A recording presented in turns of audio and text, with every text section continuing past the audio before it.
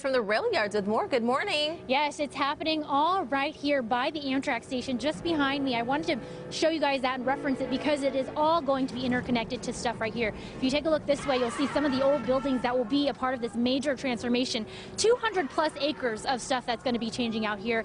All of it, it's going to be a city within a city, and it's going to be amazing. And I wanted to talk with some of the guys right behind it. We have Alan and Dent here to talk to us about the buildings we're looking at and what people can expect to see as this project gets rolling.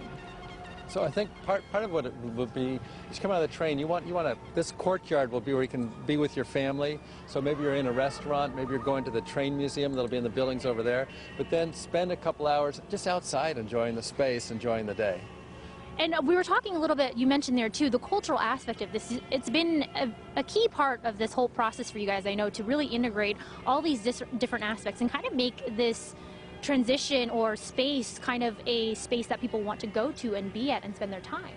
Yeah, I think it's very important that one of the main reasons that people will want to come here is to be connected to the history of the place. And this is the Powerhouse Court, which gets its name from the former powerhouse that powered this entire industrial city known as the Railyards. And behind us here over at the wrecking shop, which will be the future of the Railroad Technology Museum, that's actually the oldest standing structure still here on the site, dating back to about 1865. So we really think there's a strong connection in general for the whole Railyards to history, but specifically here in the Powerhouse Court, given it was where the power was generated and still one of the longest, oldest standing buildings within the Railyards.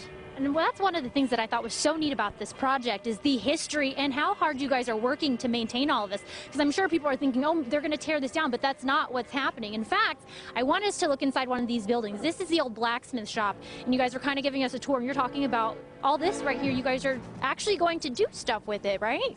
Right. I think what makes it cool, if you will, the spaces we're seeing, is we've been able to save some of the artifacts and some of the things we found in the buildings and then open it up maybe for artists to have a competition to look at. Can they repurpose this into some of the public spaces that people then can enjoy? Yeah, and I think what we have here is, as a benefit to the project, is we actually have something to take a cue from, which is the history. And so being able to take some of these artifacts, put them on public display as kind of more modern art or some form of art provides another kind of connection to the history of the project.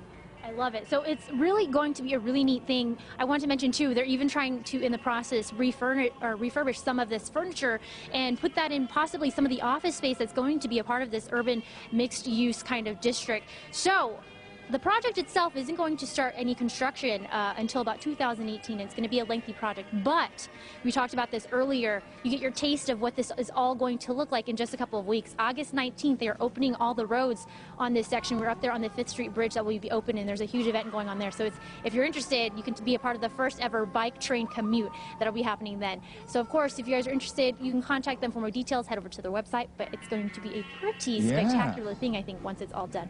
We'll send it back over to you. It's big doings out there, changing it up all the way around. Thank you so much, Nan Wynn, there with the update on what's happening.